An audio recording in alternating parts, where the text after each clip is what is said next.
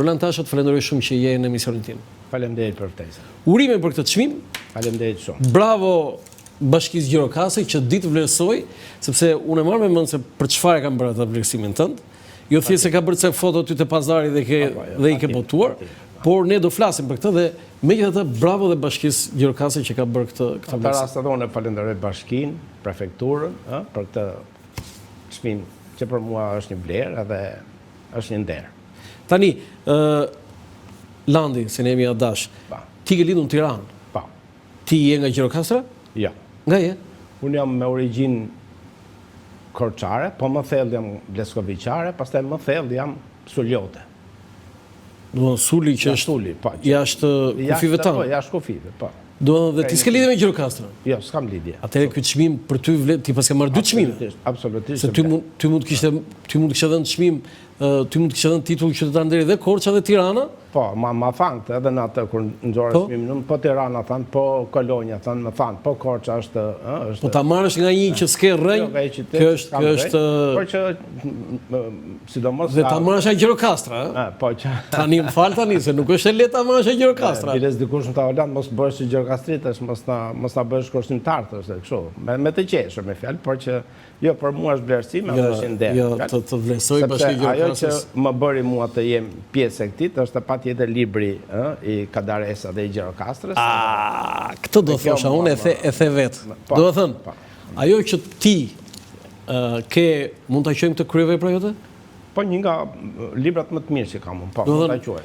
Ky është libri i Roland Tashës, Kadare Gjirokastra. Do të thënë, Kadare dhe Gjirokastra është një, kur themi Kadare kuptojmë Gjirokastra, kur themi Gjirokastra kuptojmë Kadare. Është një binom, dhe titullin ka vënë shumë bukur. Dhe në këtë e ke botuar në vitin? Po kjo është botuar para 4-5 vitesh, para se të ndronte jetë Kadareja. 2020-ën. 2020-ën, po. Tani pse bëre këtë album? Po sepse unë e bëra sepse kisha arkiv.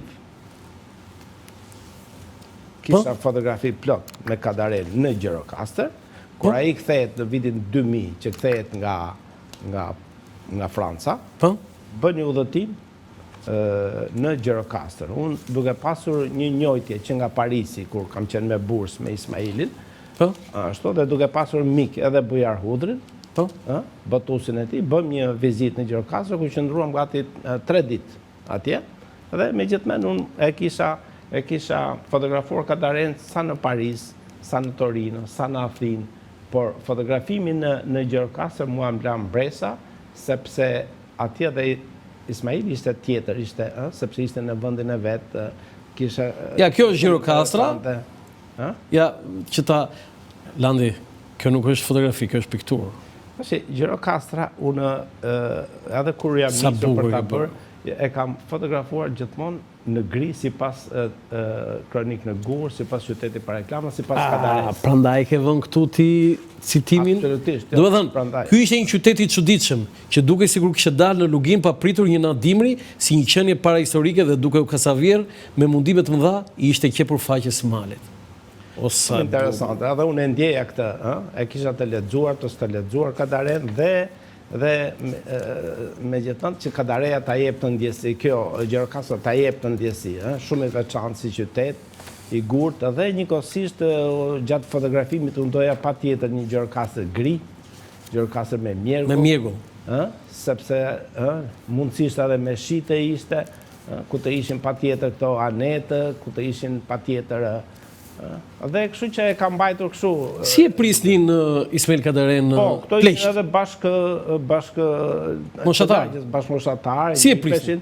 Mirë, por kanë karakteristika këto Gjirokastritet, në fakt se kanë edhe atë tonin, që për neve duket sigur homoti, se kështu e kanë mënyrën. Kështu i thoshin, homoti i thoshin, erdhe ti? Jo, kjo mirë, po kur shkuam në Asim Zeneti, në gjimnaz, ky pati një me gjimnazistët. Pati një takim. Unë burshë. Dhe unë vija nga Kadareja, vija direkt nga Athina, që e kishë pritur ato aristokratët, ose të gjithë fisnikët e Athinës të dhe, e kishën pritur me pompozitet, dhe vija tjon, dhe i thoshin këto gjimnazistët me ton, po tyre, pse ike? Po paka shumë kështu i flicin. Edhe unë thash, si ka mundësi t'i flasin? Se ike, do të ike nga Shqipëria. Se ike nga Shqipëria, pse u largova diçka të tillë, po kështu e kishte mënyrën të folur. Dhe i thoshi Gjirokastrit, ore ti pse ike? Me këtë, edhe i them të nesmën e Elenës, po mirë, po ato thash Jolanta, si i flisin ashtu Ismailit. Jolanta, ai ishte në takimin e vet, ishte në atë të vetën, thash, ndjer ai si i lumtur. Kështu tha Elena. Kështu tha. Dhe megjithatë ato 2-3 ditë ai ishte tjetër njeri. Ishte i gëzuar sepse kujtonte fëmirin, ishte vendi vet, dhe kjo më bëri përshtypje në fjalë. Dhe këto të moshuarit ose kjo mënyrë të folurit.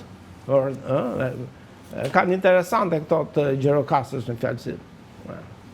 Po këtu ti, domethënë, po shkruan, po jep autografin në një letër dhe ajo në kurrizin e një vajze? Po, jo biles jemi ke Hotel Tirana atje. Tu, në Tiranë? Edhe s'kishte këtu këtë mbrapa i, edhe kështu duke qeshur e vajza, i kërkoj një autograf, ktheu. Dhe ktheu tha dhe vendosi në kurrizë. Shumë e bukur. Shumë e bukur, shumë e bukur. Ajo vajza e vogël, ajo tjetër që ka dalë aty është një drejtoreshe e madhe.